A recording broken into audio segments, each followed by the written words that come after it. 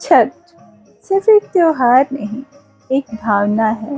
ये वो समय है जब हर बिहारी घर में पवित्रता, श्रद्धा और भक्ति के दीप जल जाते हैं। स्वागत है आप सबका मेरे छठ व्लॉग में। उम्मीद करती हूँ आपको पसंद आएगा।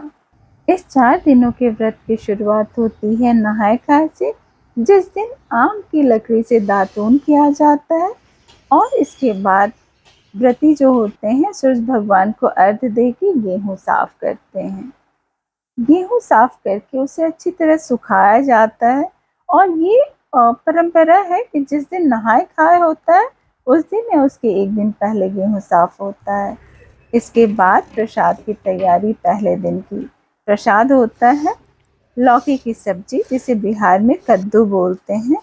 इसके साथ चने की दाल होती है और साथ में कच्चे चावल यानी अरवा चावल होता है।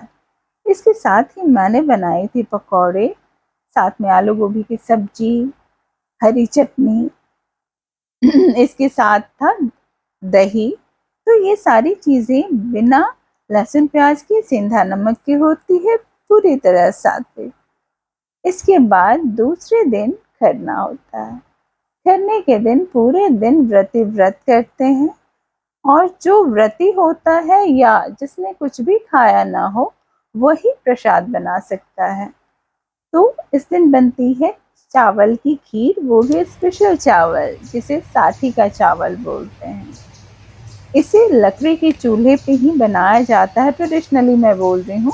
हालांकि अपनी सहूलियत सुविधा के हिसाब से आप गैस पे बना सकते हो, लोग बनाते हैं, लेकिन कोशिश करनी चाहिए कि जो ट्रेडिशन है उसको फॉलो करें। इसके बाद तैयारी होती है अर्घ को लगाने की, यानी उस दिन आपके जितने अर्घ होते हैं उतनी आपकी रोटियां का ये प्रसाद लगाया जाता है। रोटी, खीर और केला। और इसका स्वाद इसका अद्भुत होता है। दिखने में आपको जो ये दिख रहा है ना, और स्वाद और नजरों को ना और मोह लेता है। नेक्स्ट डे होता है अर्घ का, शाम के अर्घ का। और जो मेन प्रसाद होता है, महाप्रसाद जिसे बोलते हैं छठ का, ठेकुआ, उसका ये थोड़े से गेहूं के मोटे आटे से बनाया जाता है। तो यहाँ मैं लगी हूँ गेहूं को अच्छी तरह से मिलाने में। और छठ एक सामूहिक पर्व है, बच्चों को भी इसमें ज़रूर इन्वॉल्व करें। आसपास भी जो अगर आपकी हेल्प के लिए आते हैं उसे भी इन्वॉल्व करना चाहिए, क्योंकि मुझे ऐसा लगता है कि अगर हम बच्चों को शामिल करेंगे तभी बच्चे अपने ट्रेडिशन को फॉलो कर पाएंगे, उनकी अच्छाइयों को समझ पाएंगे। अगर बच्चों को हम हर चीज़ से अरे दूर हटो, इसे छुओ नहीं, तो बच्चों में ना एक डर सा हो जाएगा कि ज़रूर ये डरने की चीज़ है। तो मेरे घर में भी सारे लोग प्रसाद बनाने में लगे हुए थे, सबने हेल्प करवाई। ठेकुआ मेन प्रसाद होता है छठ का, जिसे गेहूं के मोटे आटे, गुड़ और घी से बनाया जाता है। और इसका स्वाद ना घी में ही आता है और बहुत ही अद्भुत स्वाद होता है। महीनों तक ये खराब नहीं होता और बनाते हुए खुशबू इतनी दूर तक जाती है ना कि हर कोई सोचता है कुछ तो खास बन रहा है।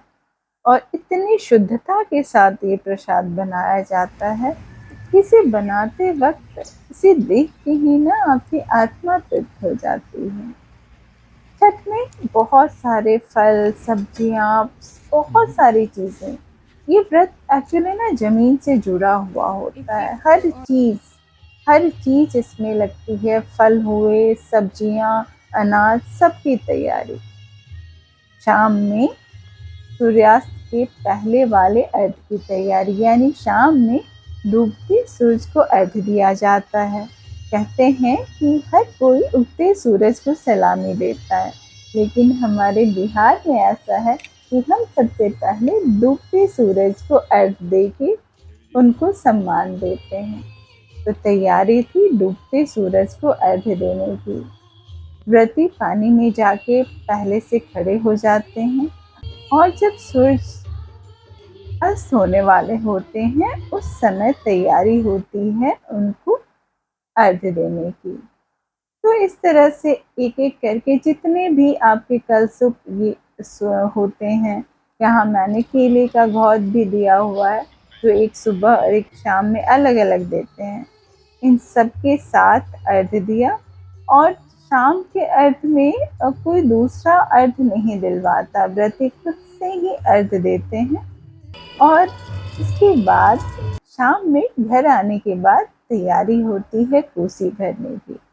तो मैं ये सारी चीज़ें अपनी बेटी को दिखा रही थी और मेरी माँ मुझे कुछ सिखा रही थी। 2 हो गया, अभी 3 और है।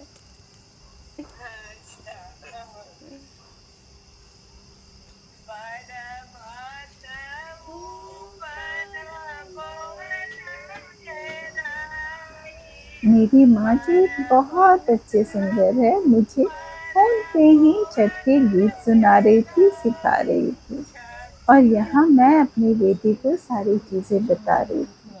तो मुझे लगता है हर माँ को अपनी बेटी को सारी चीज़ें सिखानी चाहिए।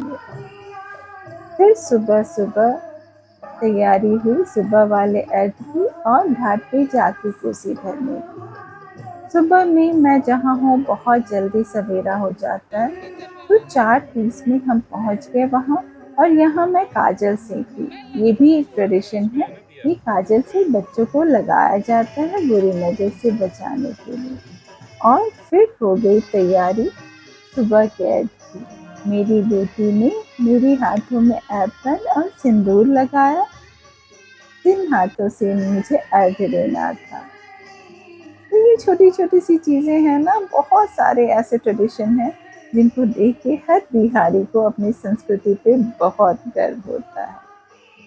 इसके बाद सूर्य भगवान थोड़े से छुपे हुए थे।